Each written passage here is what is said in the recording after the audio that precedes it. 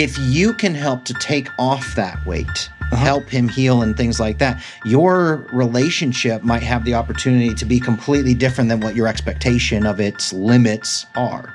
But that won't happen unless if you first have taken off the weight yourself. If you're walking into a gym and you see someone bench pressing 1,000 pounds, like, dang, that's awesome, right? That's like, you would root for that person. Do you think that that person on their last rep, when they're halfway up and they can't quite get and they're shaking, do you think they feel awesome? No, everything else fades away. If they go up, if someone comes up to them and says, hey, you got this is awesome, this is great, they're not hearing that.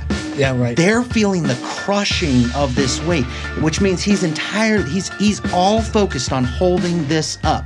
So adding another 5 pounds to it, you trying to talk to him and get answers from him, get love from him, get all this other stuff from him, is just like trying to throw extra weight on top of it. Let's say you walk into that same gym and that same person is lifting that 1,000 pounds. Only now, this time when you walked in and you see that, all you see is the bar. And you judge them based off that bar. They're sweating and they're crying and they're like, or they're trying to tough it out and like, I'm not going to try to talk about emotions. I don't want to talk about emotions. You're going to look at the bar and be like, what the heck? Lift it up. Push it. You got this. Push it, bitch. Get a job. He doesn't see your full weight, right? You don't see his.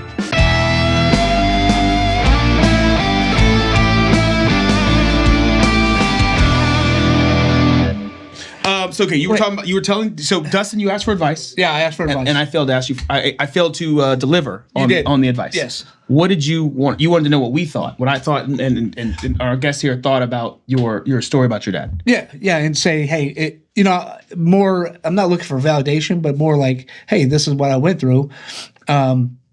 Was this a right decision in your opinion? So I was interested because you immediately came off and popping off. See, I thought you were just like, okay, I guess you're all right because you had to make a decision. You, however, disagree for a different reason, though. Yeah. So anytime you seek justice for something, you're not going to get it. So, right? Time out. Mm-hmm. What you guys got to understand, though, you got to go watch the episode.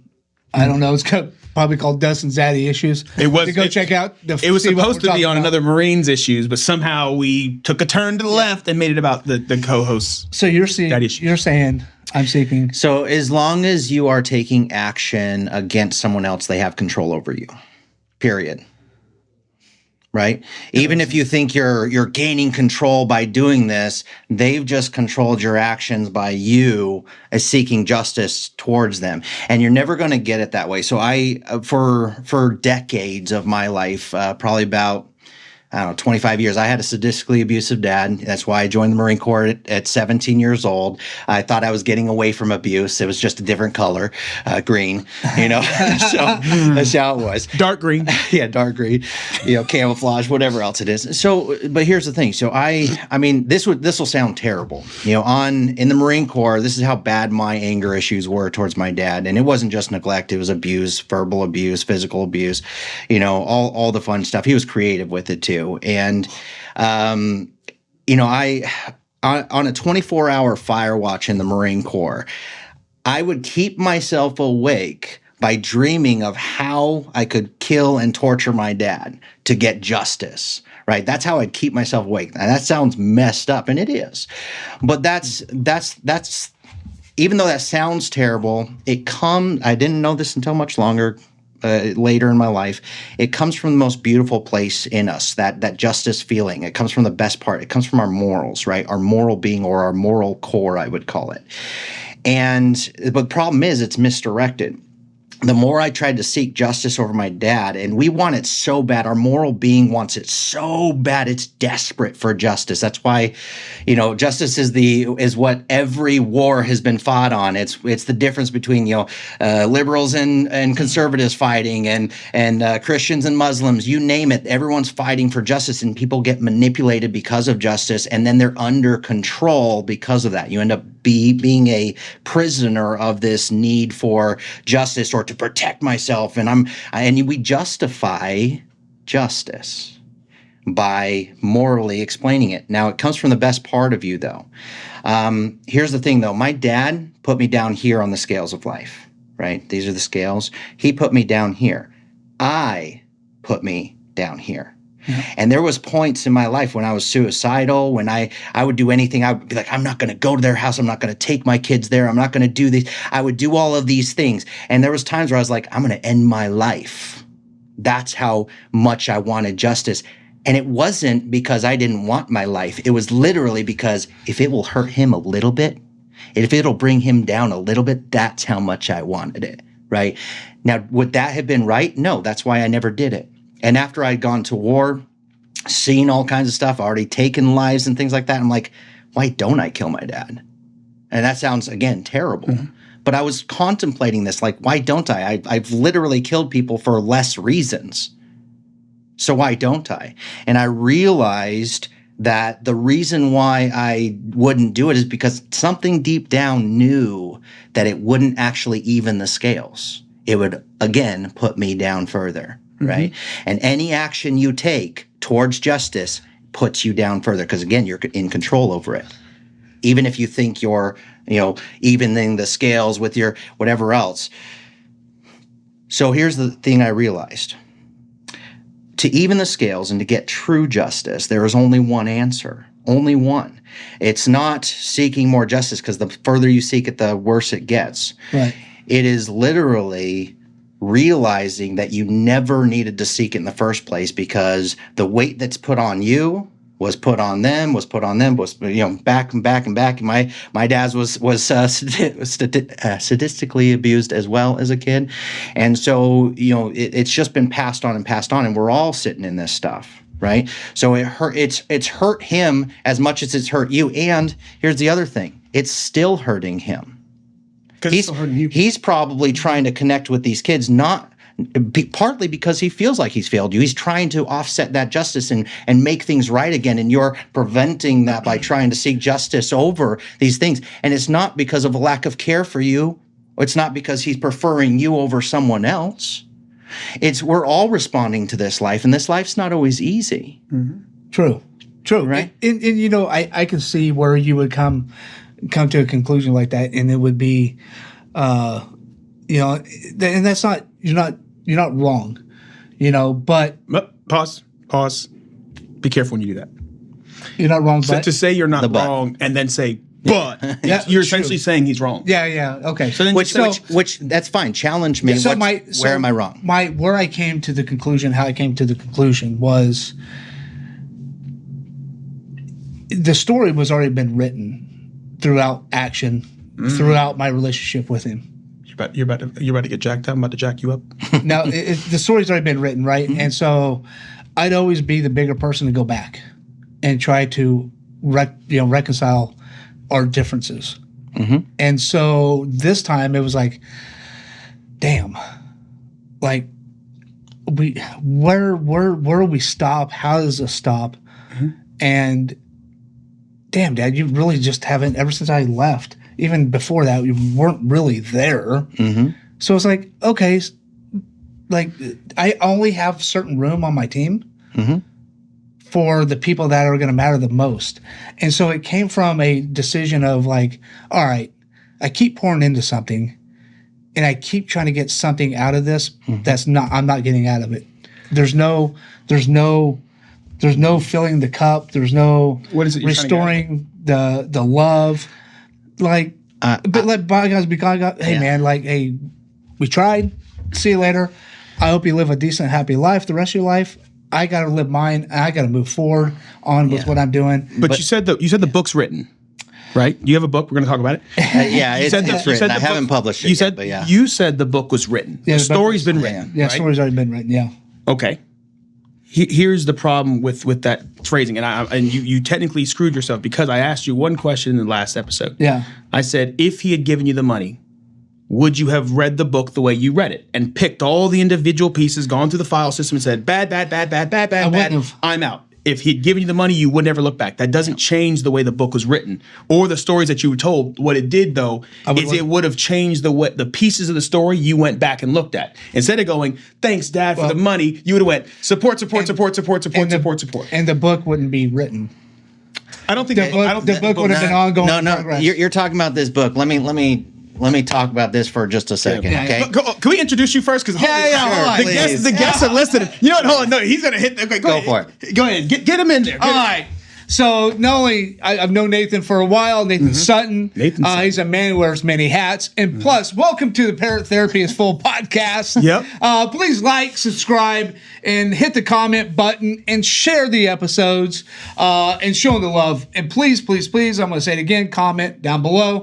I'm your host, Dustin Hayes, owner of Red, White, and Badass Brew. Terrence Davis, Dream Team ST. All your real estate needs, we got you. Boom. And we got a badass guest on today named Nathan Sutton. He's a wears badass many hats. Oh, automatically. Yeah, okay. Yeah, there's real men on this stage. Finally, thank God. I've been outnumbered for far too long. Like the last 17 guests have all been like Navy, and he brought like some Coast Guard guys on there. I don't even know why they were on the show. They don't even have actual combat experience. Finally, we get some men on the stage. I identify as neutral. Okay, well, he's not. Obviously, you know what? I love that I was a Marine, but you know what? We're all on this boat. We are on the boat. We just some people are better. But okay, so you're about to hit him with the. Some people have more fun. That doesn't mean they're better. Yes, this is true. So the book comment. So the book. So his last comment was the book's already written. The book's written. Yeah. No. Here's that's not reality. So we like to build all of this stuff up in our mind. Here's the reality. Life doesn't give you good or bad in life. It gives you a fact, and that's it. And then we decide how we're going to look at and use that fact, no matter how wonderful and beautiful something is or how horrible, wrong, and cruel something is. Don't waste it, period, the end. But here's another thing about this. The past no longer exists anywhere but in your imagination, not in your memory.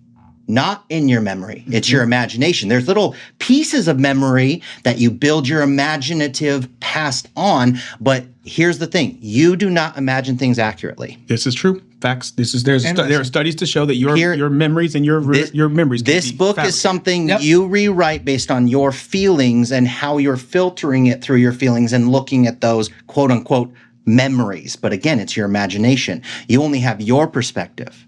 You don't have, you're not all seeing and things like that. And so you're bringing all of this with you into the present. And again, it's still controlling your actions. Even in cutting someone off, that's still controlling your actions, right? And I did the same thing with my dad. I wanted a relationship desperately with a dad. I don't know why. I mean, it's just something inherent in you that you want to connect with your dad. And my birth father was a drug addict, drug dealer, things like that. My stepdad was abusive, like I said. The reality is, I still wanted that. No matter how bad he treated me, he never, all this stuff I could go into, my sob story, whatever else. But no matter how bad that was, I still wanted that relationship. Mm-hmm. And eventually, I did one of the most healthy thing for myself, but I went too far. The most healthy thing for myself was to get rid of that weight of what I need, because I don't actually need that. I wanted it, but I don't need it. Yep. Does that mean that I need to cut him off or distance myself from him or things like that? No. The only reason you're needing to protect yourself from that thing is because you're still holding on to these feelings that you feel threatened from. You need to deal with those feelings, because then you won't be threatened. You'll be able to see him and be okay with that and just love him for the hurt child that he still is. I agree. I definitely agree. I feel a butt coming on. Huh? I feel like you're about to butt me. No, I'm not. I'm not going to butt you. I agree. There is. Gonna call him? What? You gonna call him? What is it? You gonna call him? I'm like, no, I ain't gonna call him. No, I can agree. Mm-hmm. Just not take the action on it. There's a thing when you go into the feelings and this side of it that you don't go back and revisit these traumas, right? Because that's not where I'm going. Are we talking about going back and visiting trauma? But when you go back and you rekindle or you have that conversation with somebody, right? After extended period of not talking, you're gonna go back and have that conversation of, hey, what happened? Why did this? And now you're gonna have to go, or you don't have to. Why? We don't. So you won't have that conversation. You're not going to answer that question. You're going to be like, "Hey, why did we do this?" The better question to ask is, why do you need to have that conversation? I don't. Hold. You can't say you don't. But the first thing you said is, when I see you, we're going to revisit this conversation because I know how he is. Do you? I do. Do you have any control on that conversation? If you were to, absolutely, if you were to go in and diffuse it by saying, "Hey, you know what? The past was the past, and I want you to know that I've healed," because you first need to heal, right? That's number one. I've healed from it. I've accepted everything that's happened. And can you say that you're not harboring any resentment or anything at all? No. Like if I saw him today, it wouldn't make me like, oh, I hate this fucking dude. Like again, I don't hate my dad. I feel like, to be fair, editor, can you throw up the last second of just like the last 4 minutes? There's a portion there where after end of the speech, he said, "Fuck you, Tony." Can we just slap that over? As soon as you said, "I don't harbor any more resentment," can you just slap "Fuck you, Tony" in like an instant replay? That's what you said. That was for Tony. No, Tony is your. Who's Tony? Tony. No, that's not my dad. Was his dad.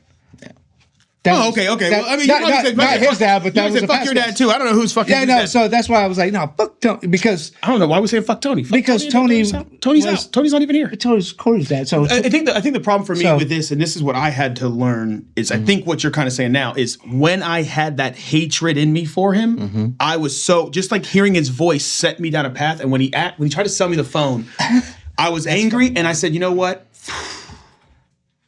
this was a mistake. I appreciate you reaching out. I really do appreciate you coming at me. I'm not ready to have this conversation just yet.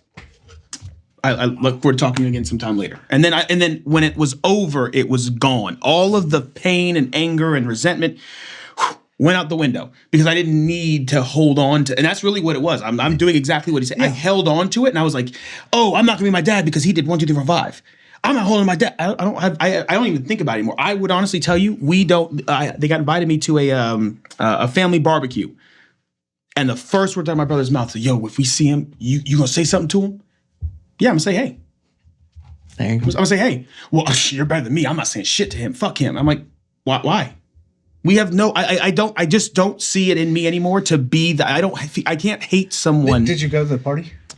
No, I was here, so I couldn't. Oh, gotcha. But I've thought about reaching out. The thought for me is it's the thought of like, hey, I'm going to do it just for my own peace, because the internal turmoil that caused me hating him caused me grief, and that perfect. By the way, perfect analogy.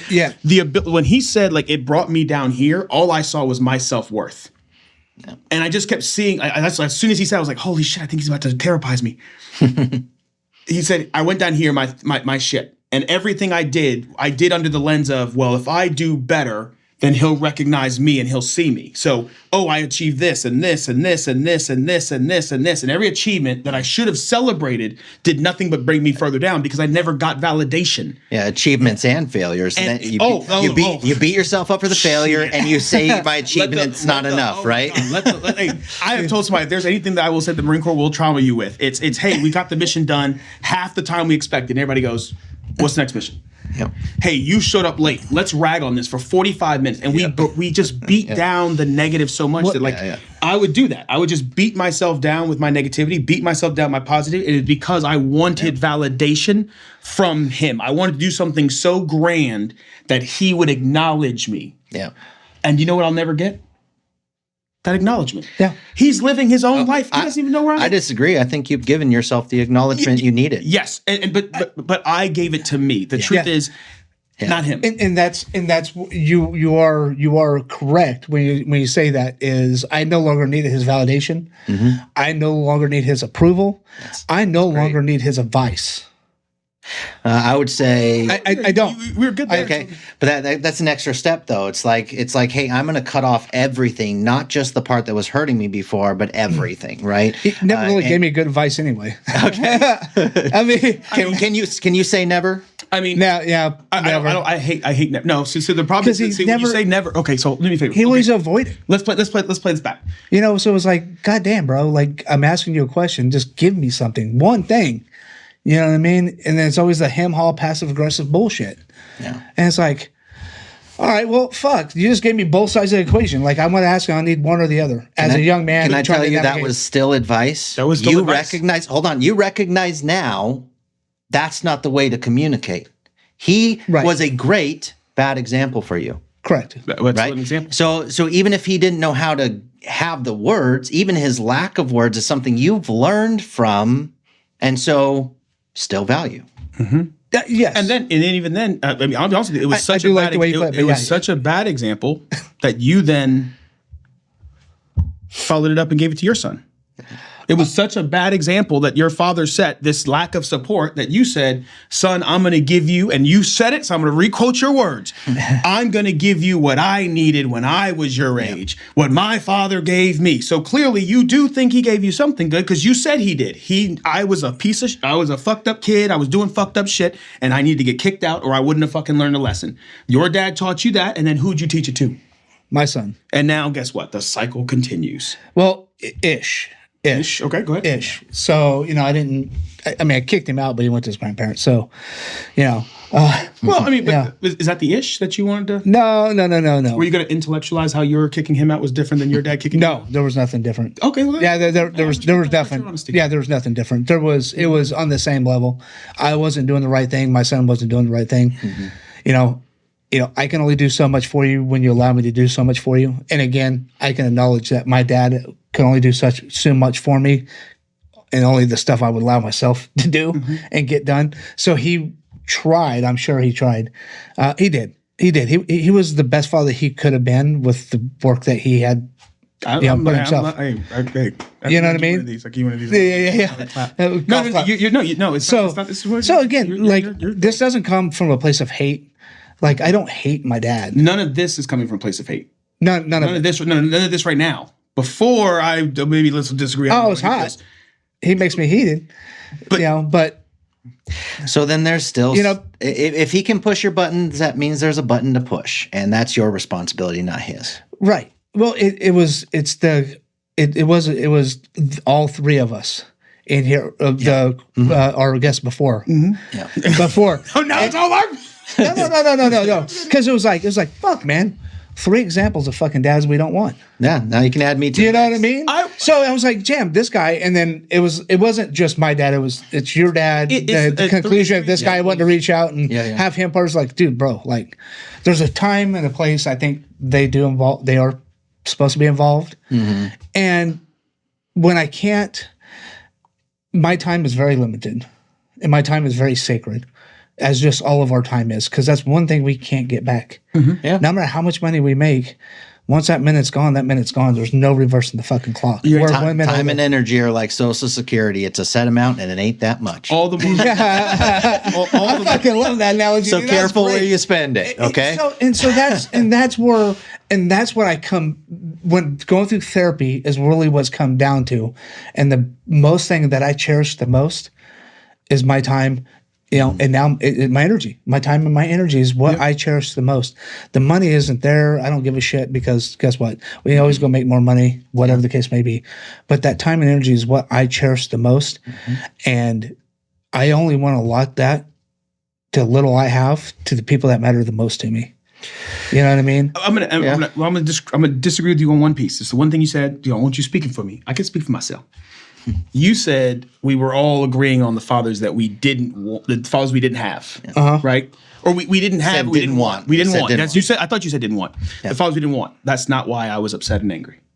I was upset and angry because I was grieving the father I did want. Yeah, and that's the father I wasn't getting. Well said. And I think he said that too in other words. Yeah, and the truth is, I was grieving the father I did not get. But at the same time, there's 2 things that have come up in my therapy sessions as of late. There's an obligation. There's an opportunity.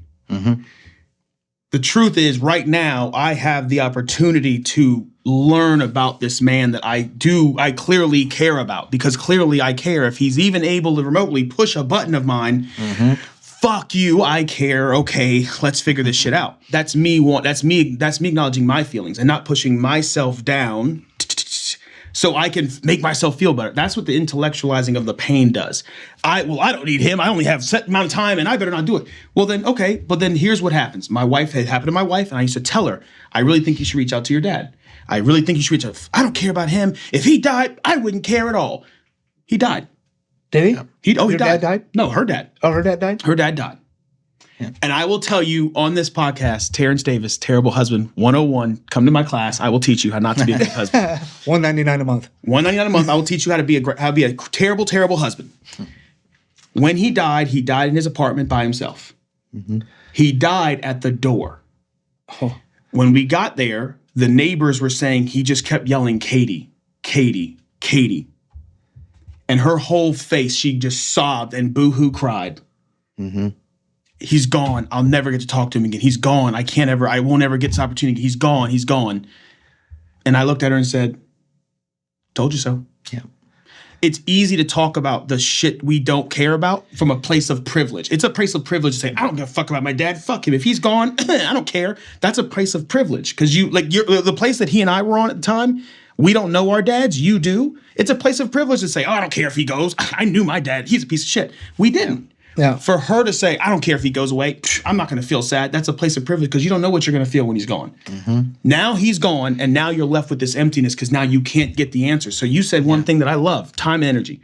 How much time and energy you think she poured into asking questions to a ghost that she'll never get answered because instead of talking to him. But I think that's what you guys were talking about too, is that's, you haven't moved on from the trauma and everything that's happened. If you have questions at the end of the day, you're like, you won't. But see here, the place of privilege is you don't know if you do or don't until he's gone. I've already had the funeral. I use the same word he used. I grieved my dad. When my dad called me and apologized at a certain point, and I already told him, "Hey, look, you didn't have to apologize anything. I've already forgiven you." And like, do you talk to your dad now? I do. Not on a regular basis. Yeah. We're not fucking friends. Yeah, we're not buddy all the time or anything like that. But when I'm around, I treat him like anyone else, and I still will ask him about his life. I'll still, I'll still be interested because he's another human being. If he was anyone else on the street, I would give him the same respect. Whereas before, I wouldn't give him that same respect because I was holding on to things, even though I said I forgave him, even though I told him that, all of this stuff I've let go, you're not in my head all the time. Well, every once in a while I would get triggered, something would happen, my kid would do something that would remind me about my pain, which would remind me about where it came from, and I would blame my dad again, and then I'd be like, Ugh! It's still there, but it wasn't until now I actually have tons of love for my dad. Like I look at him, I don't look at all the mistakes he made because those were all his responses to life, and life isn't always easy. What I look at now is I see him, he's a hurt kid, and I have an opportunity, as he said, and I was going to use that same word, opportunity. You have an opportunity, not just for you, but also for him to help him heal from it, right? You're saying here on this podcast things that you're not saying to him.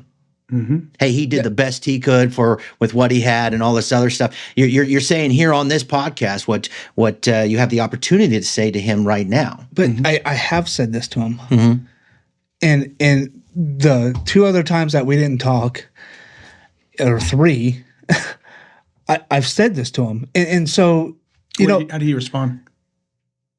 But let me ask this question because it's a specific reason why I'm asking. Did he respond favorably in the way that you would have preferred?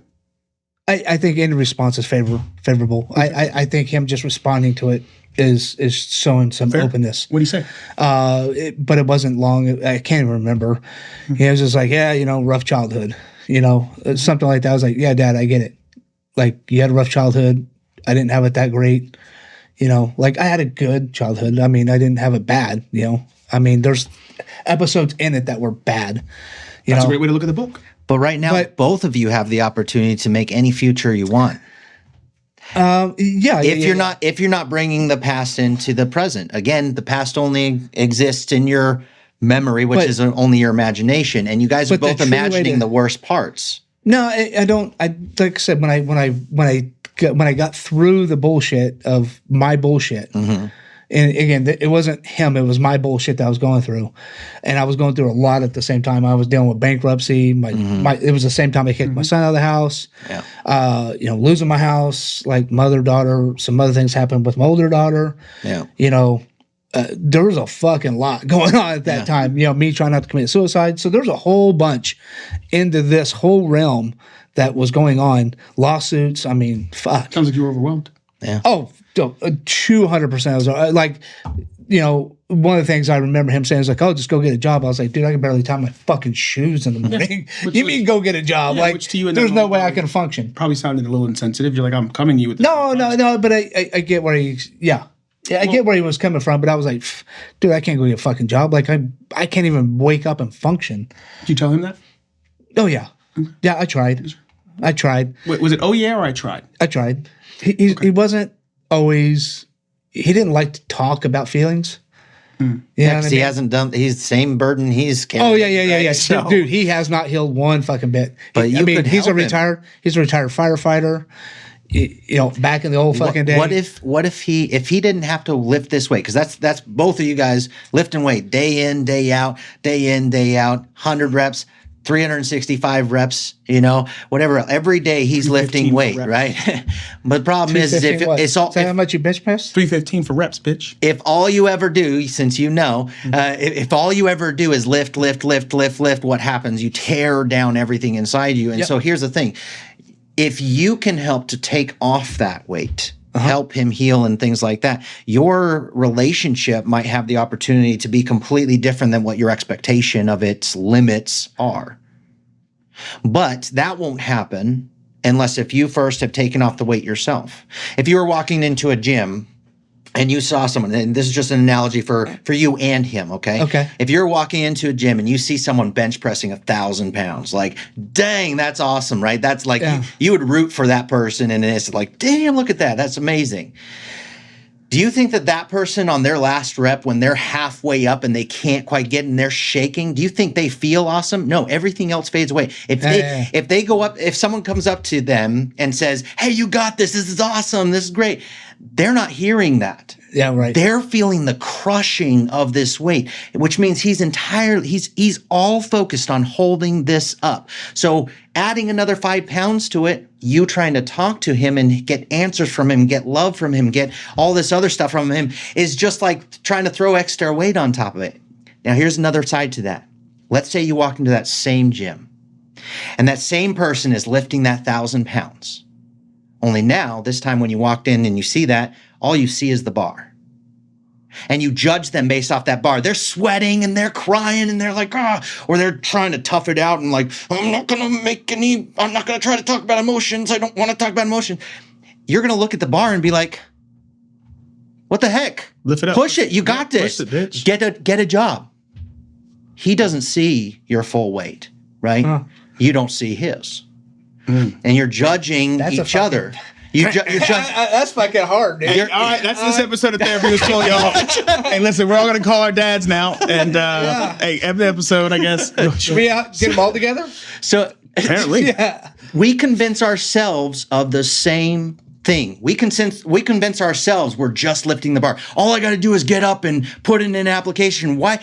I know I've done much harder things. I've been to war 3 times. I've done this.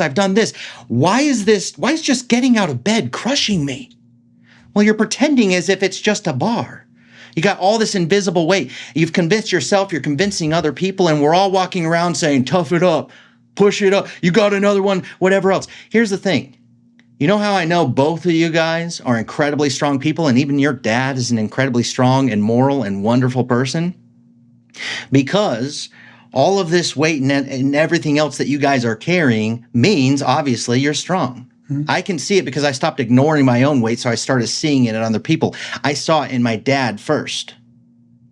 First person to ever hurt me was the first person that came to mind when I finally realized all the weight that I was carrying, my kids were carrying, my dad was carrying, and I see all of this, injustice going on. And I finally was able to let it go because I realized, hey, dude, like we're both like on this bench, like what the frick is going on with life? But here's the cool thing. If you can ever put that weight down, that's the only time you grow back the muscles. So if you can help him to put down that weight because you put down yours, think of the capacity that he will have to actually show love towards you. He's tried to love you, but he's holding all this weight. If he didn't have that weight, how much could he have loved you and shown it and been there for you? Advice. I guarantee you, he's not a dumb guy because he had you. Yeah. Right. You're a smart person. He's a smart person, but he's using all of his energy. Smart enough. Smart enough. You're working on it. Hey, push. I'm at that weight. I've known you long enough to know, right? That you have some wisdom to you. You've got some life wisdom and everything else, and that's beautiful and wonderful. He has that same thing, but he's using it all. No. It's not that he didn't love you or want to reach for you. It's like, what do I do? If I reach for him, boom, this goes. If I talk about emotion, all the emotion I'm holding, boom, it's gonna crash. So I got a monkey wrench to throw at you then, since we're doing this. Okay, so I don't want to be a hypocrite, so I'm gonna keep it real. All right. Okay, I'm holding a weight, and the issue that I've got right now. It's not 315, by the way. It's first off, let me tell y'all right now. For reps and sets, you're welcome. I got video. I'm 1,000 pound club, baby. And honestly, it was pretty easy. When I got here, I was holding a weight. I was holding it. And everyone around me kept throwing their weights on. Very few, I'm gonna remove you for a second. Very few people I could say, hey man, like, do you need help? Honestly, I thought that's where you were going to go for a second. I thought you were going to go, hey, like, Dustin, imagine you came over here and you saw that guy about to fail, he's about to die, and you lifted the weight up for him. Because that's how you get, honestly, that's how you push your buttons. That's how you push your boundaries. Or you convince them to put it down, because you can't really help with someone's weight, you know? They have to put it down. 1,000 pounds, bro, you got to let that shit go. The problem, though, is I'm under this weight, and everybody's adding on to the fucking weight. Yeah. And then, because they only see the bar, so they don't see the bar. They think you can take it, right? So now I knew, but here's the problem. I'm not that communicator. I'm going to tell you I'm full. I'm maxed out. Please stop adding. I can barely push this shit off that I got, and you're not strong enough to help me get this off. So maybe I should put it down. Maybe I should have quit. Maybe I should all these things. The point is, I didn't put the weight down. I mustered this intestinal fortitude to push the weight off my chest. Now I'm going, okay, I got it off. I almost died. I could have quit. I could have committed suicide. I could have done I could have quit, packed my shit, went to the oil fields, and been done. I got it off. They were like, oh, hey, come be a contractor overseas. I could have done anything else other than what I'm doing, and my moral code said, no, you can do this. You're strong enough. Finish this shit out and build the shit you said you set your mind to. Yep. How do I hold space for the people that threw the weight? Easy, because you fooled them to thinking you only have a bar in the first place, so it's not their fault they put it on. Oh, fuck. Even though I was telling them the bar is full. The bar is loaded. I don't have the phrasing that I use. They don't see it. If you're not specific, they don't see the weight. If you're like, you're basically telling them this bar is too heavy, and they see the bar and they're like, that's too heavy? I don't think that's too heavy. That's why, because you've convinced them, even though you're communicating that, I hate the thing, I'm busy. How are you? Oh, I've been busy. Are you really busy? No, you're spending 80% of your time, on TV, flipping on your phone, whatever. How much are you really working? The reality is you're telling them, I am too tired. I don't have the energy, but they don't actually see the weight. And so they'll still put it on because they're like, okay, well, I get that you're tired, but it's just a bar. You're not telling me anything specific with that communication. I'm very communicative. I'll give you an example. Sure. Yeah. So when I got here, the wife and I are going through our things. What started the bulk of the beef was I'm 35, rebuilding a new real estate business in a new area on a dude's couch because we're building this thing together. I don't have my kids. I don't have my family. I don't have consistency in income. I feel like they're failing. I'm listening to her. I'm consoling her and reassuring her as she's going through the financial weight and having to take care of the kids, because that is in and of itself. That's weight on her. I look over and I can see the weight that's on her, so I don't want to add any more of my own. She calls and we're talking, and like 4 or 5 days straight of crying. And I'm consoling. This very last day I said, hey, I hear you and I understand that right now you're going through a lot. I am at my wit's end. My plate is full right now mentally. Between 1, 2, 3, 4, 5, right now I don't have the space. Can we just, not tonight? Can I just not be that rock for you tonight? I can't take the extra pressure. Yeah. And then it was, okay, well, since you can't take the extra pressure, I'll go talk to somebody else who I can go console and confide in. And then that's what, and then again, that's her prerogative to go do that. That's not the point. Now that I've pushed out of this thing, and it's her, it's a bunch of like other people that were helping her and supporting, like, oh yeah, we don't see the weight. And you're right. I completely see where you're right. They didn't need to see it. I should have communicated it, so I can let those people go. But if you were in my circle, you knew, because I did tell you the pressure I was under. I told you about the abandonment. You knew what was going on. And instead of helping me out of that situation, you chose to add. And you kept adding and you kept adding and kept adding. And when I told you, hey, you're still adding, I really can't do this anymore. Hey, you're adding on. Hey, you're not respecting our relationship. Why are you not respecting our relationship? Oh, I don't care. Here you go. I'm at a place now where I don't think you should come to my gym anymore. And I get that I'm coming from an angry place, but that's So marriage is a different topic because you both share the same bar. And that's just the reality. And that's but so that's now hold on a minute. You're looking for the justice statement. Don't do it. Don't look for the don't try to justify justice. I'm biting it. I'm eating it. Don't fucking come on here and be dropping bars and shit. I know we're supposed to be talking about VA benefits. Oh my god. Read those next. So here. Okay. So, buddy, there's a difference. Okay. It is a circle that is supposed to be happening. You are made by design, and you're made in a different way than she is. And in a marriage, you both share the bar, and it's not the same bar. It's the same bar, but it's not the same weight. Okay? Agree. You each have different weights and things like that. However, you both have the responsibility to carry that in a different way. Problem is, you're thinking that you have to fix the problem. And that's the weight you're like, I don't have energy to do that. She didn't need that anyways. She is very capable of doing the thing that that you think you don't have energy for. Here's the reality. Women and men's brains are built differently. That's the one thing we can physically see with science now. There's a connector between the emotional and the cognitive side, the thinking side, right? There's a connector. For men, that's like a garden hose. You can kink it, you can shut it off and be like, I'm going to be emotionally unavailable like your dad. Or like you're like, hey, I'm going to cut this off and just do what I need to do. And since I'm in that process, I don't have the capacity to feel what you are going to bring here, right? Or to fix your problem because I'm spending all my energy in trying to hold myself up and lift my own weight.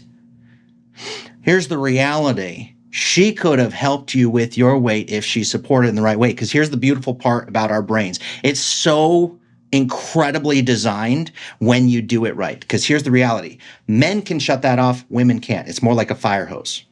That emotion is always, always on. Now, some can cut it off, some, become numb and things like that. But even that numbness is literally an overpowering of emotion to overpower the rest. And then they become numb. So it's not different. It's different than our type of numbness. Our type of numbness is cutting off the emotions. Their type of numbness is I'm going to get overwhelmed with the emotions to where I'm not thinking anymore.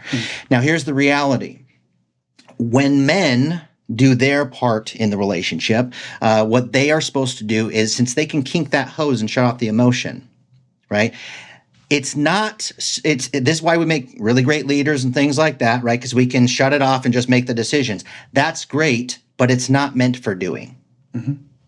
You're supposed to be able to kink that hose, shut off the emotions so that you can listen to her, help her reduce her emotions. Because in a woman's brain, when life starts getting difficult, the emotions start to rise. Emotions make it hard for anybody to think. That's why guys shut it off. But women can't shut it off. So now it's harder to think now that the emotions rise. So then the thinking has to overpower, and then the emotions catch up and then eventually they get up here, and then we call them crazy. But here's the thing: you didn't do your job. Yeah. So I agree. So here's the reality in this. This is the truth. And I developed a program I call Truth First Life Coaching. You cannot build a future on anything but truth. I agree. Period. Here's the truth. You had an opportunity, even though you were exhausted and all this stuff is going on, you didn't have to do anything. You had to hear. You had to cut off the stuff which you were already doing, and you just had to sit back, take time, space. You don't have to join her emotion. You have the power, the ability to do that. And when you do it right, your You're supposed to cut off the emotions so that your cognitive side can help her with her emotion, not her problems. And then when her emotion goes down, women are they have a superpower for dealing with problems. Or creating them. They create them, but that's emotionally driven, right? Yeah. So when the emotion is down, when you've done your part in the relationship as a man to cut off the emotions so that you can deal with her emotions, not her problems, not fixing things, not more things on your to-do list, just helping with that, letting off steam, then they can think very clearly and they can help you re-access your emotions because their emotions are always on. And that's the cycle of a natural relationship. I agree with that part. I think after reflection, I can recognize where, as the arguing and the starting and the bickering started, oh, you didn't mostly support me, blah, blah, blah. And I started to agree. Like as a husband, I could definitely agree that like I may have failed you. Like I can agree and with that. It would have helped you if you did it the right way. And so thus, you could have supported yourself by supporting her. Correct. Now, the problem for me, and this is I'm trying not to intellectualize it, but if you're saying that I need to look at it differently, I can do that. The problem for me is not only when I did not hold you, and I can admit that I did not hold you well, you then said, all right, well, let me put this extra weight on, but while I'm at that, let me go get these other people to come watch you fail and have them also throw their weight on. Hey, here you go, pile your shit on. Hey, more people come on. People make dumb decisions when their emotions are up. And again, and I'm glad you said, okay, they can't kink it like we can. Correct. Now, so now here's where, for me, the trauma, we can move on from Terrence. Sure. You know what I'm saying? He's getting shifty over there. He's like, I want to fucking heat the ship. For me now, no, I don't mind. I don't mind. I just want to say all the time. I want to talk about the VA. For me now, the problem is now I feel like I've been rewired. So now I'm grieving the relationship that I thought we were going to have because that relationship does not exist in the now. In the now, did you build it? I think with all the right materials and the right tools. Did you? You just said that you weren't doing the thing that would have made her a good support for you. I think that one thing doesn't necessarily mean that the whole thing wasn't built right. Sure, I could agree that of course there's a crack in the foundation, right? I guarantee you there was beautiful things that were working great. That's why you guys got together. That's all awesome. But again, what makes it break down without having the foundation not building right? I mean, you build one side crooked of the house, right? Everything's going to start getting more and more off center. That's how building works, right? So if even a little bit. And I thought the walls were the house don't fall when the walls are good, right? So I thought the walls were built well. Obviously, we were exposed. I think the things that are happening now where when it went south, the degree to which she needed validation to justify her actions. Hey, everybody come look at what I'm doing over here and support me in doing this. That's what I'm replaying. So now as she's saying, well, hey, congratulations, you got that weight off you. Wow, you're really strong. I'm so proud of you. Now I'm in the place where now I'm stronger than I've ever been, right? Things are going the right direction. Yeah. Now you're coming in going, oh, I'm so proud of you. Wow, you're so strong. You really did that. Good job. I knew you could do it.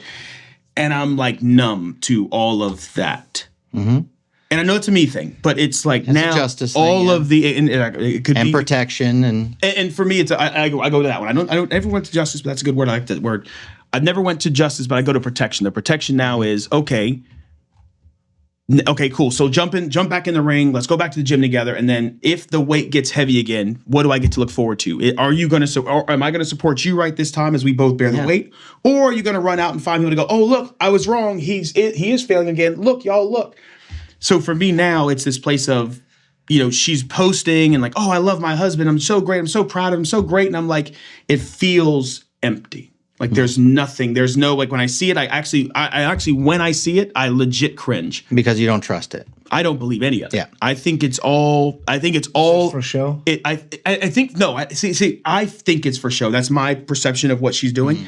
I'm not saying it is for show for her, but I am saying that the ego of a woman is incredibly strong and it needs the validation of other people to get fed. Like it just feeds off that validation. Or the validation from their husband, yeah. Or that. But it feeds that shit, right? The problem is now you got fed by everyone else outside to do the things that you felt you were justified in doing. Now here we are, we're like, oh, that shit that I was doing didn't work out, and now you're great, you're strong, so now I'm gonna come back to you. Now you're asking me to trust you to get back in the ring, number one. Number two, you're asking me to feel like, to handle my pain. Again, I have to do more of the lifting to get us to get back to where we were, to rebuild the foundation that I can admit that I had a hand in breaking as well, so I'm not gonna say it's all her. We did not build this the right way. And now I have to trust that if I give you the hammer to help me rebuild the thing that I do, I think having the whole house wasn't bad. We had a leaky roof. Yeah. And all we had to do was patch the leaky roof. Yeah. But instead of patching the leaky roof, I feel like you took a torch to it and said, fuck that house. And now I'm looking going, wow, now we got to rebuild this whole house. And you're saying you're here now, but we had built this before and then the leaky roof and then you burned it down. So like, how do we... You have control over more than you think in all of that, God. Right? And so that I know you hate that. Well, you hate it because it comes down to responsibility, and we already beat ourselves up enough because of justice. Same reason why we hold justice against our dads, against the other person, whatever else, is the same reason we hold. At me, man. Same reason we. Same reason. I'm getting hit. You getting hit. Hey, hit him with a bullet. It's the same reason why we hold justice against ourselves. Why won't I seek out this person that I have a crush on or whatever else? Because I don't think I deserve it, because I'm punishing myself for my past mistakes or where I feel like I've done wrong or not done right, whatever else. So you've already got a capacity of how much you've sought justice over yourself. You've gotten all to this point where you're doing really well and everything else, and that's all your justice too. You like you said, the making things right are the same thing as you're still seeking that justice. So you're trying to even the scales in that way, and you don't want this to all come crashing down, because here's the thing, if she makes some sort of if the same thing happens, if the same cycle happens, right, then you think the same thing is going to happen. My issue, but hold on, before you start, you gave him advice you're not taking. Well, that's what I'm supposed to do. I'm a hypocrite. That's why I said it. I said it in the beginning. If you re-roll the tape, I said so I can be a hypocrite. I feel like. So I agree. I think the issue is now where I'm wanting to proceed forward is I don't, and it's this weird dichotomy of like, I don't want to rebuild. I want, let me say it this way. I want to rebuild the house with you. Yeah. But I want to build it in such a way that you could never burn it back down. I want to build it out of fire. That's not being together. And the problem is, I'm glad you said that, because that's the problem we're at now. You're not giving her the keys to the house. There's no intimacy. You want to talk about keys? You're the only one. You're the only one with the key to your brain. No matter what happens around you, you're the only one that opens the door and lets things in. So you are absolutely capable of keeping your life where you want it to be. Okay, so regardless of whatever she does. So you don't have to trust her for that. Trust that you have built yourself to a point that you're not carrying too much weight to handle it or whatever else. And that way I'm good there. But it's the relationships that can be destroyed by. So when I let you in, if I let you into can, like, to your point, I agree with you. I can control this, and unless I let you into it, you can't destroy it. So I can, and I agree with both of you. The problem is, I don't think there's a real marriage if there's no vulnerability, there's no intimacy. Yeah, agreed. Yeah, and there's no trust. So absolutely, if I don't even trust you to enter into the house, trust is a choice, though. The more trust you give someone, the more they'll have with themselves. The more you withhold it, the more untrustworthy they become. Yes. So I'm into that. But so for me, it's this is the house that I'm now. This is the way I'm building life now, and I'm looking at it and I'm going, I don't want you to burn this shit the fuck down. I like it the way it is. So if I keep you out of this portion of my life, listen, you can have all of this outside of the moat, but you can't touch this. Are you really protecting yourself that way, or are you missing opportunities? I'm sorry, but you said the same thing to him, man. I am missing. I got to hold you accountable. I am. Hey, this is a Therapy Was Full podcast. We don't hold the host accountable. We just. No. To be honest with you, that is what I've said. And the reason why I'm being honest is because I've said that to myself. I said there's an opportunity. So. In that situation, wouldn't it just be better to go and like, hey, listen, you torched the house once. There's this thing that I can't get over because I'm afraid that you're going to burn the house down again. And I love you, and I love you enough to move on from you and go find that person that you guys can build that house together? I think the confusion for me with Or that, is that am I going to an extreme? I think the confusion for me with Doing that the same is thing you did with your dad. I mean, That's my solution. Cut it off. What, bitch? You agree with me? I'm cutting you off. think- How's this I don't podcast? need to I'm heal. talking to you again. You go away. I think the point That is there's a rightness to this whole thing, which is Yeah, yeah. What is that? there's an obligation I have, and this is how I've justified where I'm at right now, why I'm in this indecisive place of I need to make a decision. Yeah. I have an obligation that morally I agree to, which is I'm your husband, I'm taking care of you. Now, if I choose to no longer uphold that obligation by letting you go, that's my choice. I'm not going to hold her to some magical thing. Well, I did this because of you, because that's just me scapegoating onto her and saying, well, I didn't do this because you did. I don't like that shit. That's going to piss me off. Yeah. That's justice. Yeah. I have an obligation to take care of our family and household, and I have an opportunity, which is how I was phrased, because the opportunity is for me to, and this is the tough part, the opportunity is for me to learn how to forgive somebody in that way, because I don't do that. I'm again, I said didn't want to be a hypocrite. I side with you. If I give you the keys to the kingdom and you burn this motherfucker down, you're done. You're out. You're gone. And it's not because I feel so strongly, but because to your point, which I'm gonna have to fucking rebuttal myself again now, but devil's advocate with my own mind. You said I only have but so many people I can let in, and that was, to me, that was a scarcity thing to say. And I felt bad for you when you said it. Why? You said I only have but so many people I can let in my community. Yeah. And that made me sad for you because it's a scarcity. It's you saying, hey, I'm carrying so much already. I can't reach for these things. But let me give this to both of you, and then we can go to the move on, whatever. No, we're going to live coach after this. Hey, the reason why I've stuck so strongly to this, and I want you to keep going, is because this is what you do, though. You do help men coach this, and you do help them coach business. We need to talk. This. You do business too. Yeah, I do all kinds of stuff. It's life coaching. So, all right. But hit us with the one fact so we can both feel like shit. Yeah. Go ahead. So here's the reality. Let me give you a positive, right? Something you're doing somewhat right. It can be abused. Thanks. I mean, but you're doing it right in a big way. I didn't say dad. So thank you, Daddy. Thank you, Daddy. Daddy didn't love me. So I'm calling you now. But let me tell you, you built all of this stuff. You're trying to protect it and everything else because this is where you're finding your value. You had value regardless of if you built it. Let me tell you that for now, for starters. Without any of that, you already had value. Okay, you didn't need to build any of that to feel this way about yourself. But here's the thing. Let me give you something positive to think about here. Since you like that performance mindset, that's you, right? You like building this and then you feel good about yourself. You like doing that. What if you think about it, instead of putting it on her, what if you had the capacity for her? What if you were that strong? You like lifting a lot of weight, right? You like the gym. You like challenging yourself. What if you look at this different? What if you say, hey, and first of all, if she's supported, she'll be different, period. You've already acknowledged that. But what if you had the capacity? How powerful would that make you feel instead of this protective thing, which is actually not power? Power is not, oh, I'm not going to lift any more weight. I'm going to cut this all off, Dustin. Power is saying, hey, I have the capacity for this because I'm not carrying all this stuff. I'm literally not carrying it anymore. And so I have the capacity for anybody who walks in my door. I have capacity, but especially my wife. And so I'm going to be vulnerable. I'm going to remember the things I love about her. I'm going to do this, and I don't have to feel threatened by all these things, because if I'm not spending all my energy on the negative, then I have the power. You cannot reach for the future while holding on to the past. They're in opposite directions, right? If you got both hands on the past and you're like, I'm going to protect myself from this. I'm going to protect. Have you ever tried to put your thumb at the end of a garden hose and hold back the water? Yeah. It works for a couple seconds. Yeah.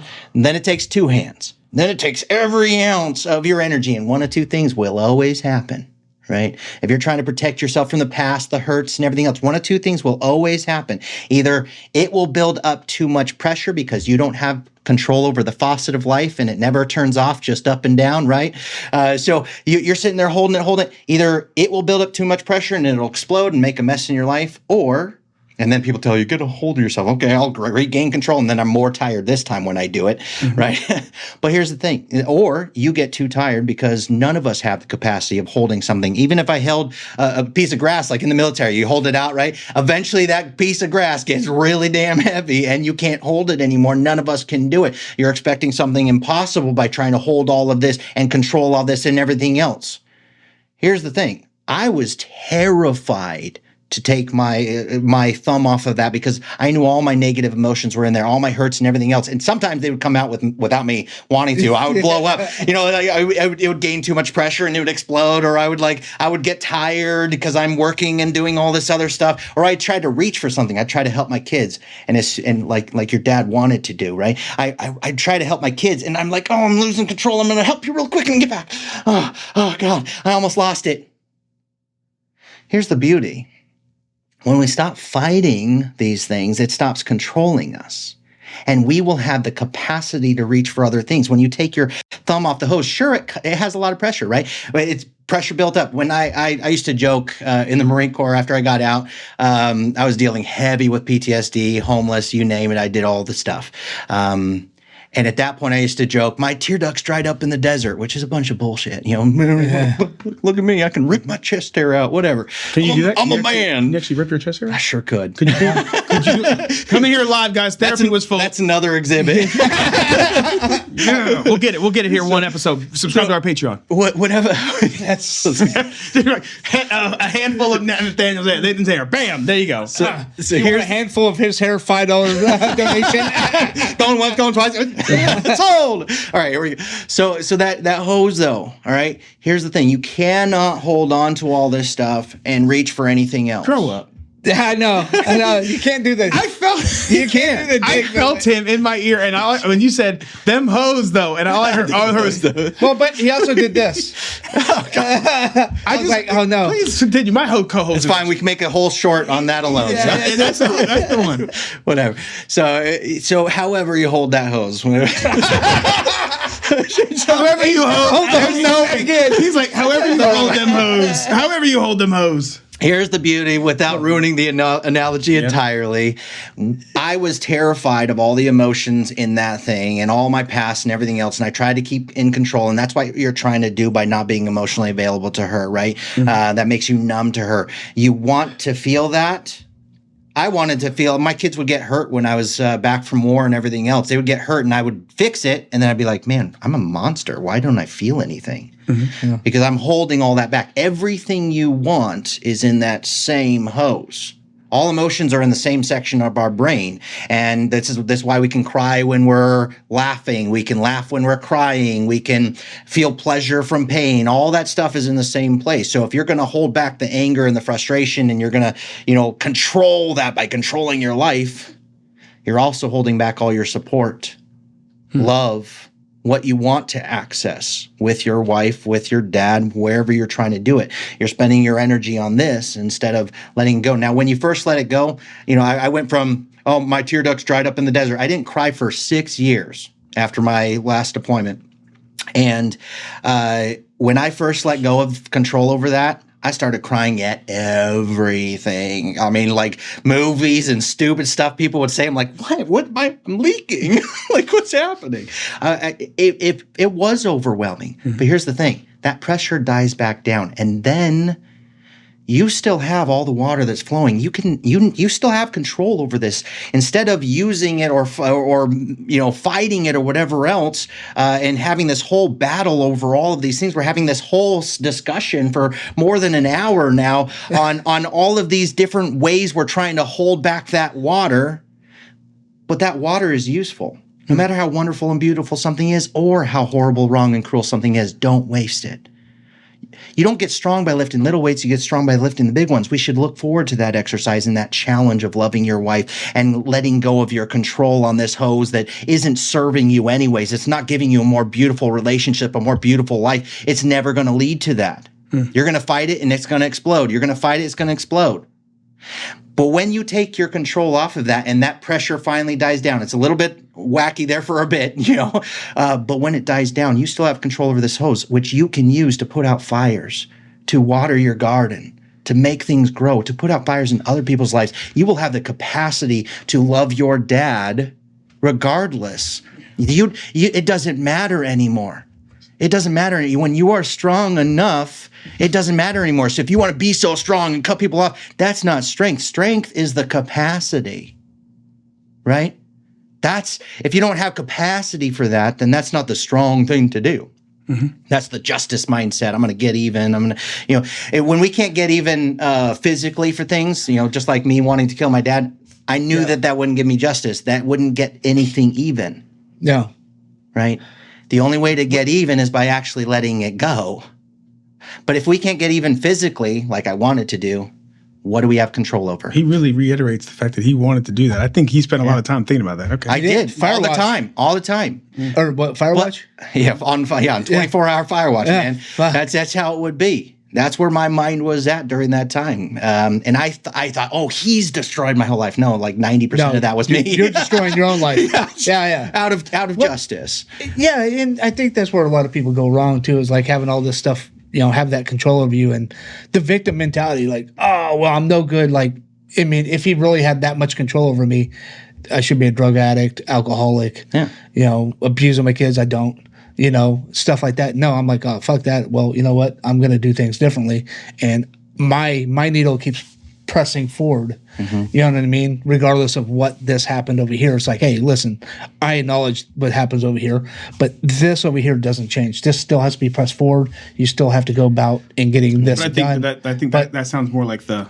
Both of you guys control your value by what you are accomplishing and what you're doing and how you feel you're doing in life. Both of you guys do that. You have value without that. And so does your dad, so does everybody else. Everyone has inherent value. We have this, even that's true. Even a school shooter. Yeah. We're like, oh, we want justice. We want to take that guy out because he took these people out. Why did he get to that point? Well, if you study those cases over and over again, you see, okay, sexually molested, abused. He was only told by society that you don't fit in, you can't be a part of this group, you can't do this, and push down, put all this weight on, and all of a sudden, eventually, that still is a moral decision.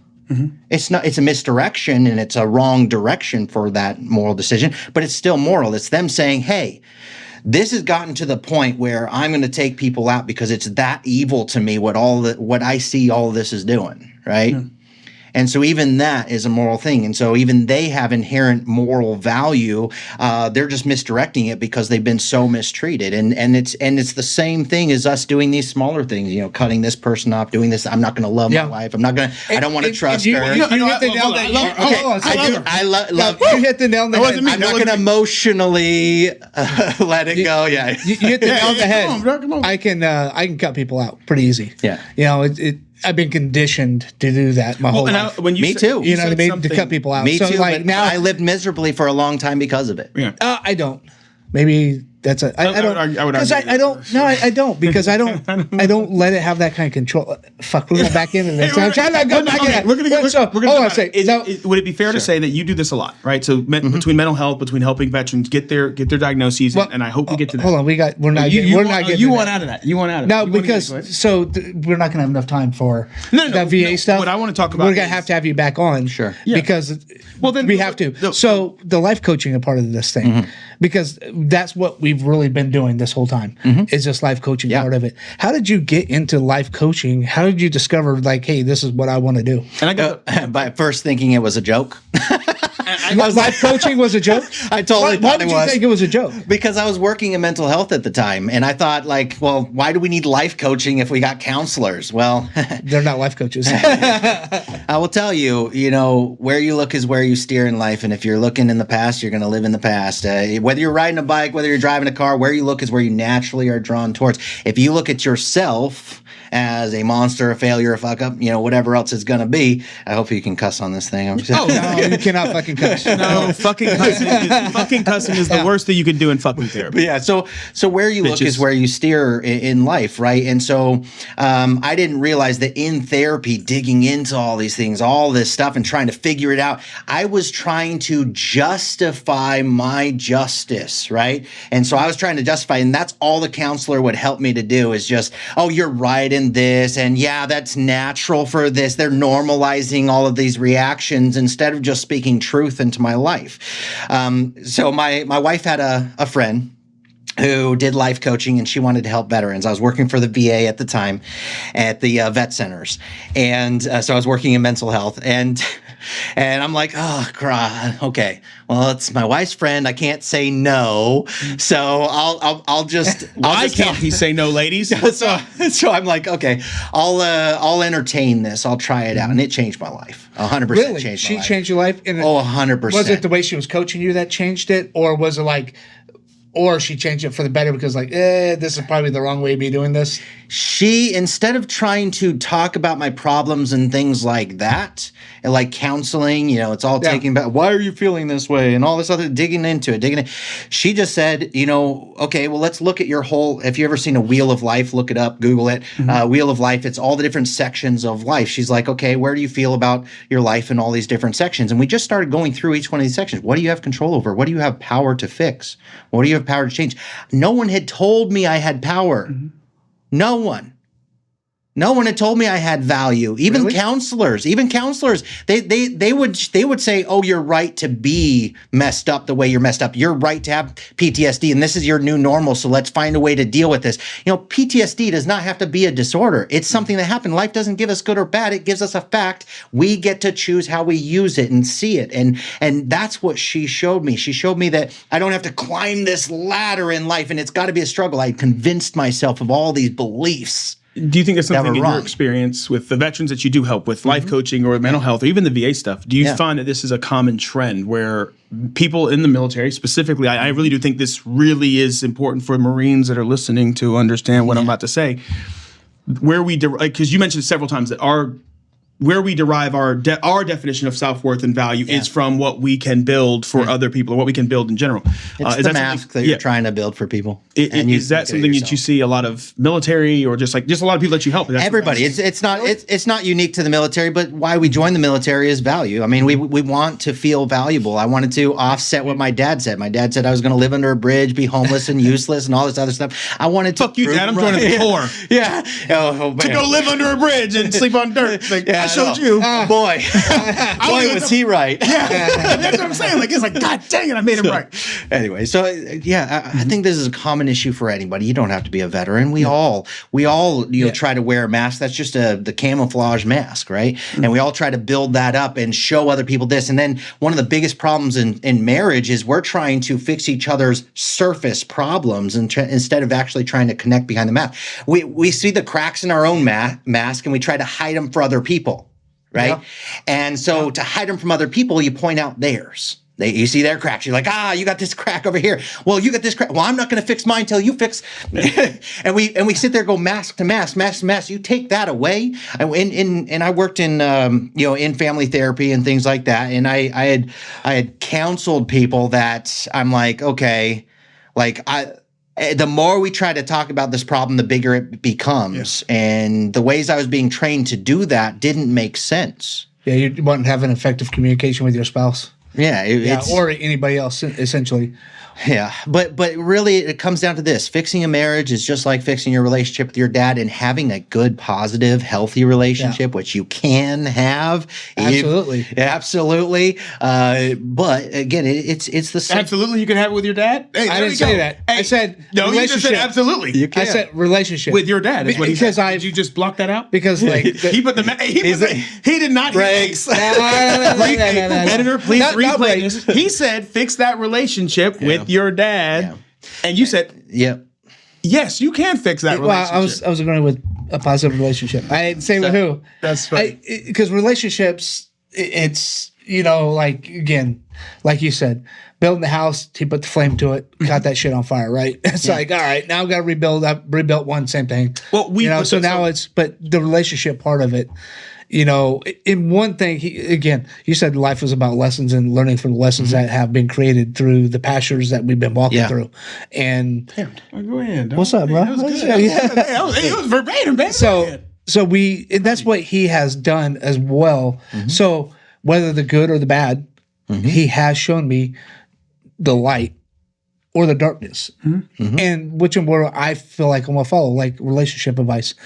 dude's been married 4 times. Like, okay, probably not the best. Well, he might have some good, bad answers. He did. He did. You know, that's how I got married the first time.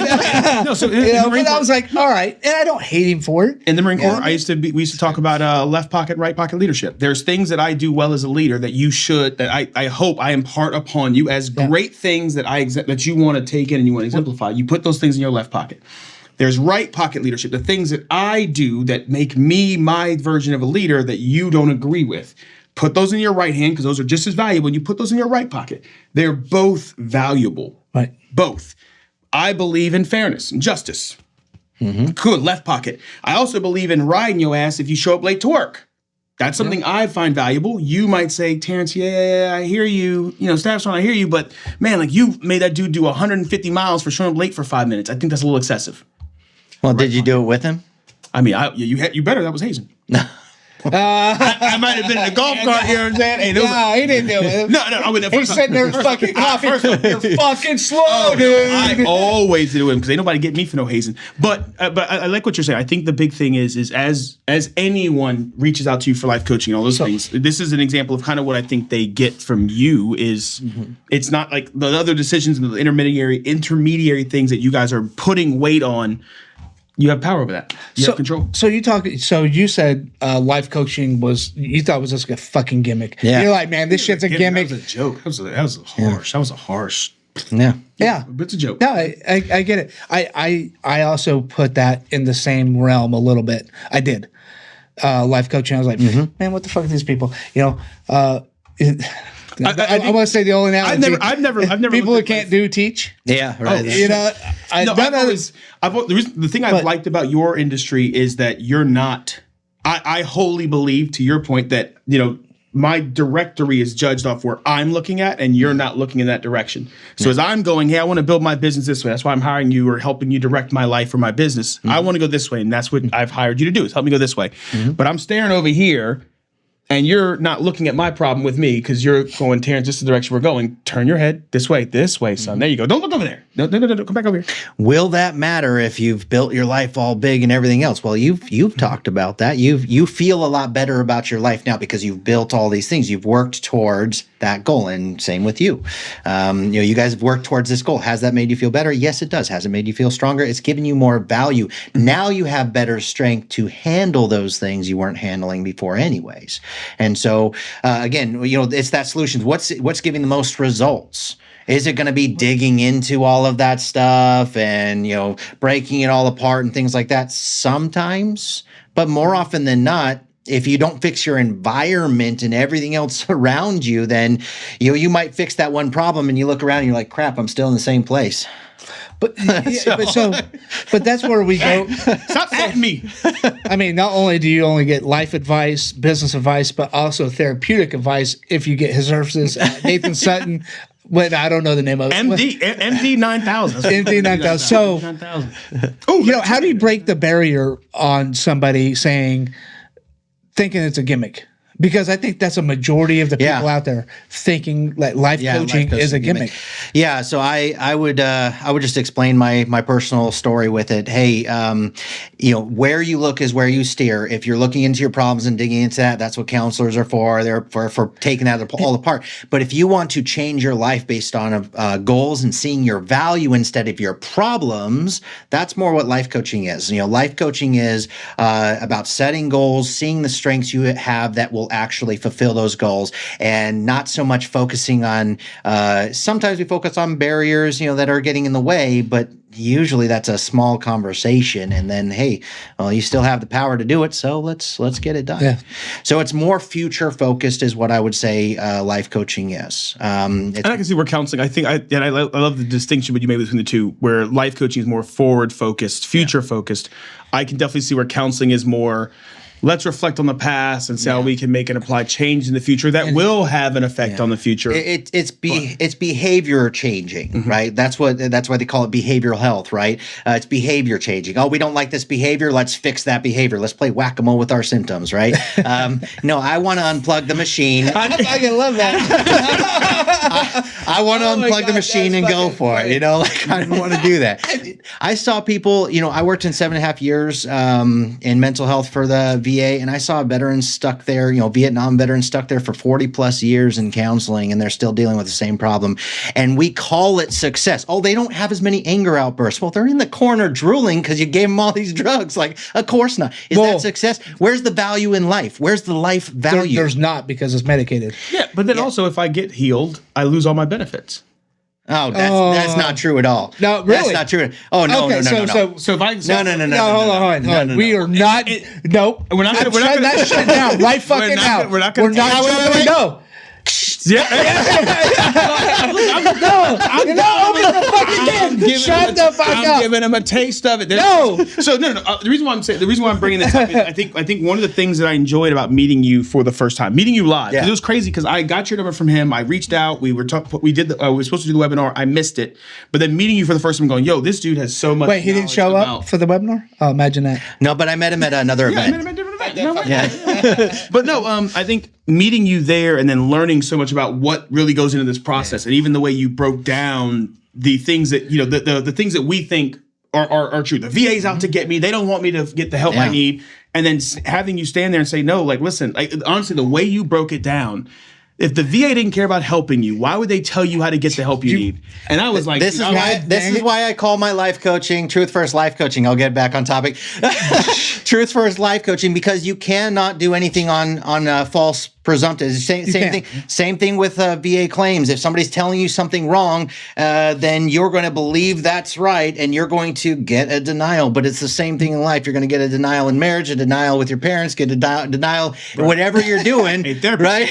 Why are you over I want answers on life coaching, motherfucker, not the VA. Okay? What I'm trying to do is get life coaching, not the VA. That's next time. He's trying to give you life coaching. You over here telling him he wrong. Yeah, you're right. I can do that, but I still see his perspective, so I'm gaining something. You that, but I still see his big. You're a butter, right? No, he's protecting himself. He's holding on to it. Like, hey, this is what I understand. No, I don't agree with that. No. Oh, now you don't want life coaching.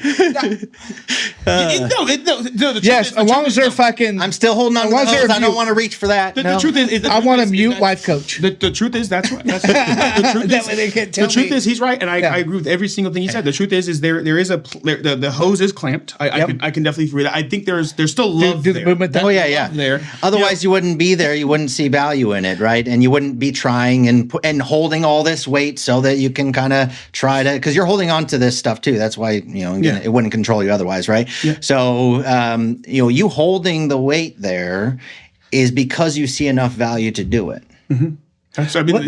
So that's showing. But again, how good do you want that relationship to be? I am. Well, okay, so I'm glad you said that. So this is the question. So as I'm trying to build, for me, it's not so much about what I've built that gives me the pride of the validation. It's the fact that I was able to do it, and this is the first time ever this year that I've ever sat back and said, "Holy shit, I'm fucking." And it's not even about what I built. It's like, yo, I'm still fucking here, bro. Like that shit should have crushed the fuck out of me, and I'm still here. I just got a new car, I got a new place. Like, holy shit, I did that. Dude.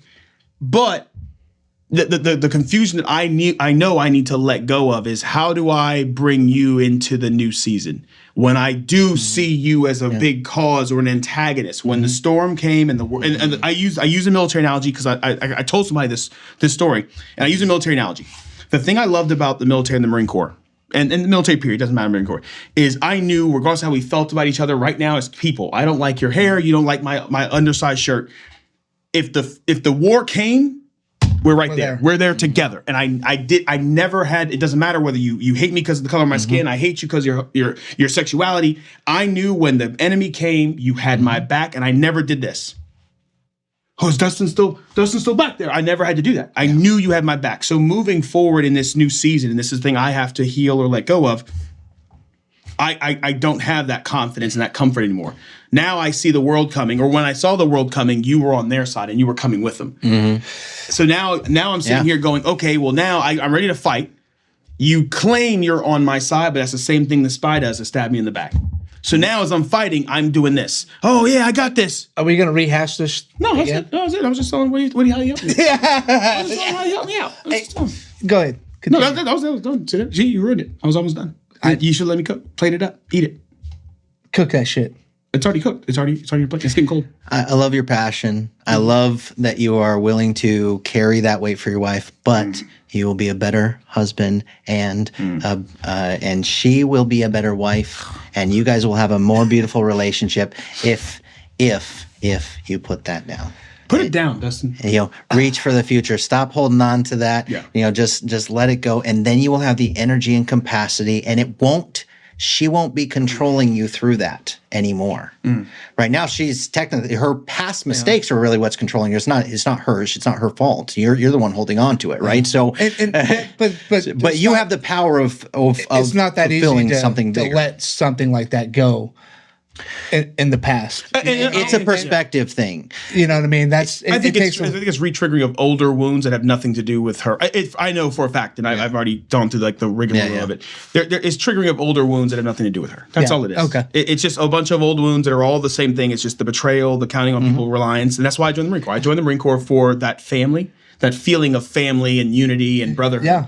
And then, if it's in the past, it no longer exists though, and it only exists in your memory, which your memory is not 100%, and so you're living in an imagination world. I hope you're listening to what he just said. Period. No shit. You are. That's powerful. That's powerful. It's not real what you're imagining, because you're making a decision based off of this isolated this belief that you've developed on only the negative attributes, not her possibility and her possibility with your strength now. You're not adding in all the information, and so you're living in an imagination world and making decisions off of imagination, not reality. The reality is relationships are fluid, and if both people are actually supporting each other, they'll both do better. If you are pulling aside and trying to live as individuals and you're protecting yourself in that way, then you're actually you're making that thing come true.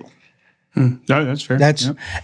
Well, one thing I have really, so this episode, I don't know what we're going to call this episode, but I think it was snazzy name.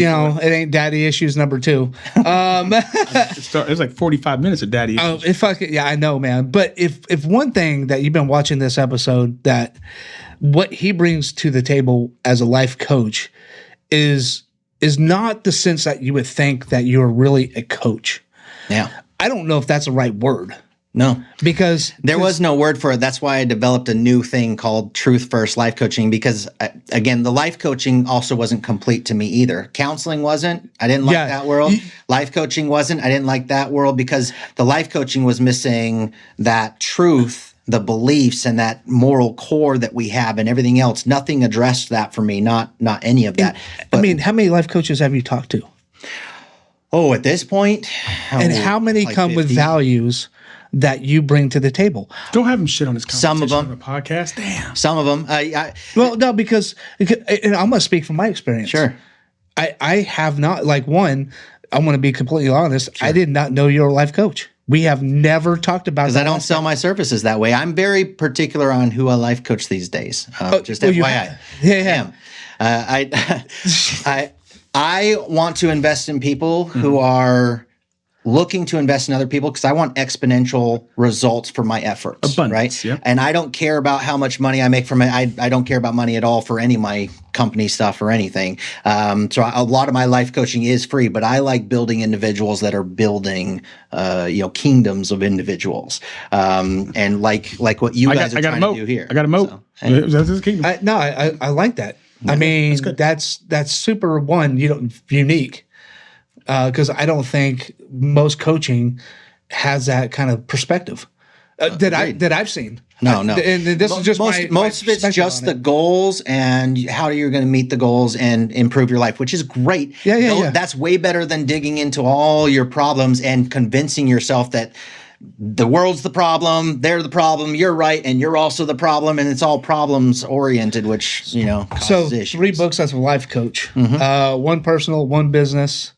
And the third one's on you. Which ones? Oh gosh. Oh man, you're putting me on the spot for I'm terrible with names. I've got pretty bad TBI, so I got word dysphoria. But so I will send you 3. All right. I'll physically. No, that's fair so enough. one really great one for the kind of to fit 2 of those really. Okay, because you said for life coaching and for so like a personal book, like personal book. Yeah, some like maybe personal growth. Yeah. Like so this solves both of those. What was the third one? The third one. Anyone that I want. But the second one was business.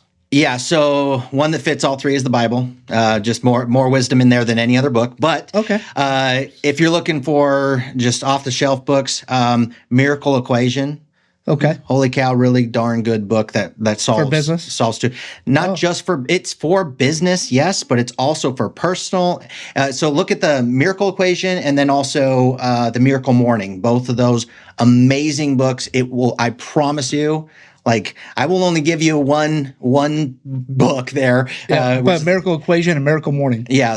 Okay. All right. So amazing. And the Bible. And the Bible. So that's. So you know what we're gonna do? We're gonna have an episode where we have the Miracle Morning. Which one would you read? Like we got to make a promise right now. Which one are you going to actually read? I would say for your guys' situation, issues because you guys are so performance oriented. I would say you'll get more intellectually excited about Miracle Equation, but you guys will get more actionables from Miracle Morning.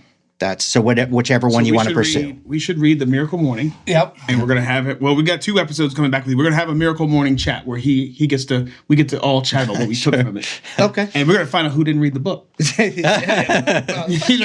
on. Yeah. You know, because I can listen. I can listen. It's on Audible. So. He does not. Challenge accepted. We're reading versus Audible. We're gonna see which one does it. Awesome, man. Nathan, it's been absolutely a pleasure having you on the show, man.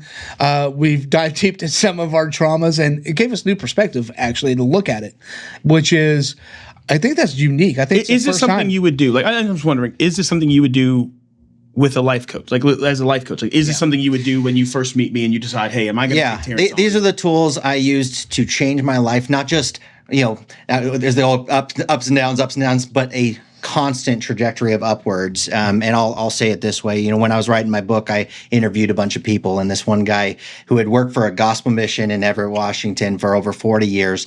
And I asked him this question: what takes someone from hopeless, homeless, and stuck to a point where they're consistently better? Consistently, right?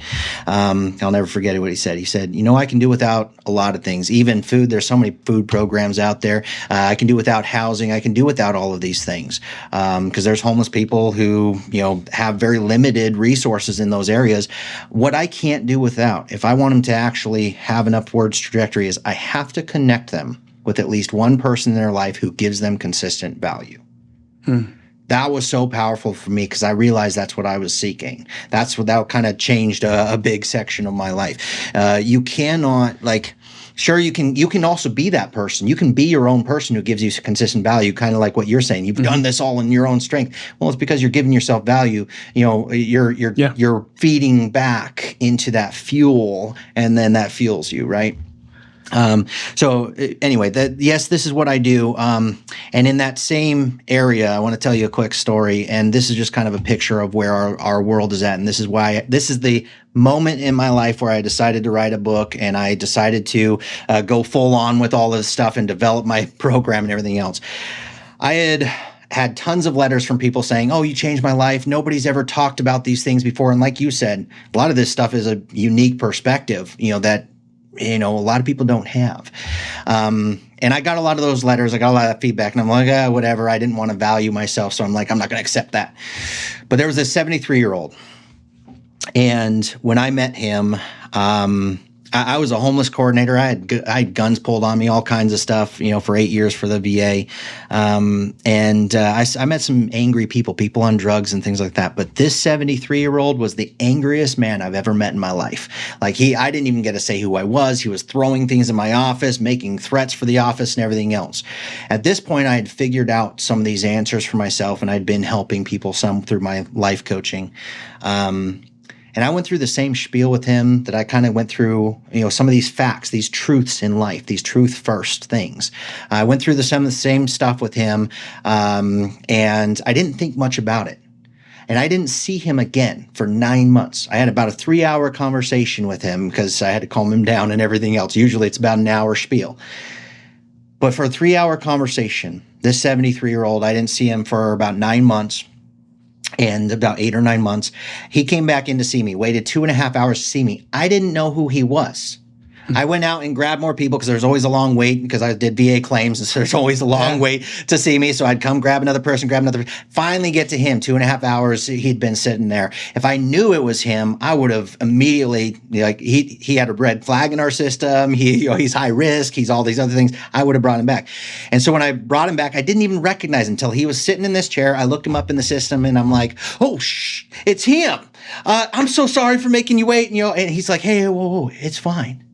He's like, I didn't come in for help today. I just came in. He waited 2.5 hours to say this. I wanted to say thank you, and I'll never forget what he said next. And this is what made me actually go public with all this information, right? He said, I wanted to thank you, and so thank you. Because in 73 years of my life, not one person has ever really talked to me, the real me, the moral core. He said that people are still doing the same things that used to set me off, and I felt out of control. And he had a lot of issues, right? But now I want to hug him. I see where it's coming from. I fixed things with my family. I did all this stuff. And he also said, I never told him to do this. He also said, I stopped taking all my medications 9 months ago. As soon as I saw you, and after that conversation, I stopped taking all my medications except for my diabetes medication. And I've never felt better in my life. And he said, at 73 years old, I feel like I'm starting my life over. And I'm like, holy crap, this guy. Now, let me give you the context of this. This 73-year-old, when I met him, had been in counseling for 47 years. 47 years. He had been in a mental institution twice. He even did electroshock therapy back when that was cool. Right? He tried every medication. I didn't know any medications more than what he had taken. He had tried everything that our society has to give. And he felt like not one person, 47 years of counseling, not one person has really talked to him. And no one has showed to him the fact that his anger is not a problem. It comes from his morals.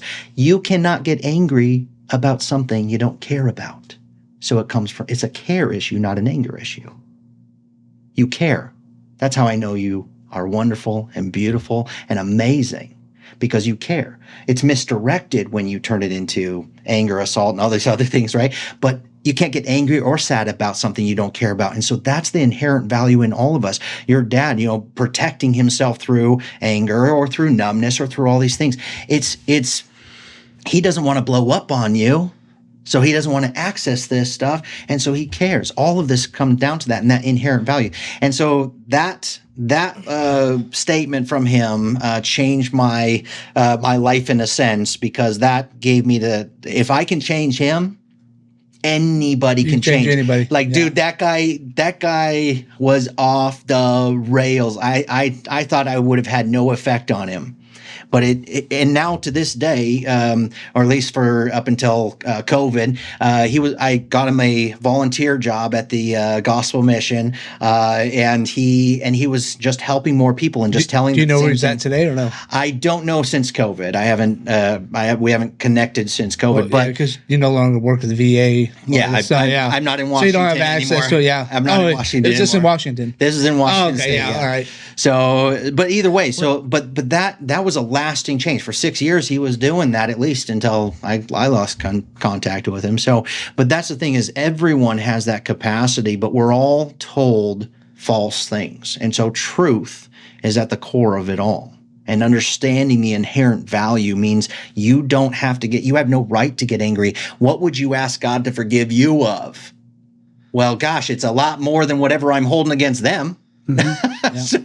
So what right do we have? And is it serving us? No, it's not. Never. Anyway, that's my closing. Dude, that was awesome. That's remarkable, man. Thank you, Nathan, for coming on. This isn't the last time. We definitely have to have you on because there's two other things we got to talk about, and then we got to do the Morning. Good morning. Yeah, see, Good morning. What? Book already. No, morning miracle. Miracle morning. American morning. Okay, hey, I got it. You're What's up? dyslexic. Oh, okay. You're doing good. We'll send this off. Yeah, no. Honestly, I appreciate having you again. I think one of the things I've enjoyed about meeting you and talking with you is how insightful you are, both in VA knowledge and life coaching knowledge, and just overall life, just life knowledge. I said it right. I feel better the first time. Instagram. Are you on Instagram? Because I'm sure. Oh, great questions. Crap couldn't find him. No. I was like, message him on the DMs. I am trying to get onto social media now. Okay. I'm trying to break that. When I deployed, so when I joined the Marine Corps, I was 17, and it was 2001. So flip phones just came out. Motorola Razr. Motorola Razr. That's right. I deployed with one of those. So. Yeah. But so by the time I came back from my third deployment in 2008, all I had done was train, deploy. I got back and Facebook's a thing and MySpace. All this stuff. Yeah. MySpace was over. Things came and went. So for me, social media has been a thing. I just hired a marketing agent who is going to help me set all that up. So come January, I will have some channels, and then maybe next time I'm on, I'll talk about that. Okay, perfect. Yeah, we'll make sure you get on there. And we got some good stuff coming up. So yeah, we super excited to have them. Yeah. Yeah. Well, next time we're gonna be talking about the VA, what the do's and the don'ts. Maybe I don't know, and how you get your fucking money. That's right. What you're entitled to. And all the misconceptions. There's more misinformation than information out there. Let me break all that down for you next time. Absolutely, man. Look forward to it. Awesome. Well, guys, that is Therapy Was Full. You guys got to watch a live therapy session between Dustin and I. Let us know in the comment section which one of us received the therapy better. I feel like it was me. Look, it definitely wasn't him. He's literally going to walk out of here. I might call my wife. He's definitely not going to call his dad. So let's be honest. I received it better. If you like this episode, comment, subscribe, and definitely feel free to reach out to us. And we will get socials for Nathan as soon as the socials are available. We will drop them in the comment section. Thank you guys for watching. Talk to you soon. Till next time.